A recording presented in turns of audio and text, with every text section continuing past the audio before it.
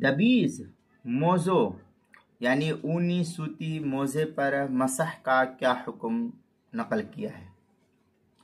चुनांचे अगर सूती या ऊनी मोज़े मुजल्लद या मुनाअल ना हो लेकिन इतने मोटे हों कि उन्हें पहनकर 3 मील चला जा सके और उनमें पानी ना छन सके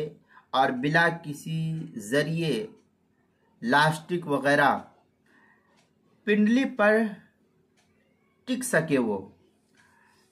नीज उन्हें पहनकर पैर का अंदरूनी हिस्सा बाहर से नजर ना आए तो ऐसे दबीज और मोटे मोज़ों पर मसाह करना दुरुस्त है, वरना नहीं। तफसील देखनी है तो दुर्र मुख्तार के अंदर है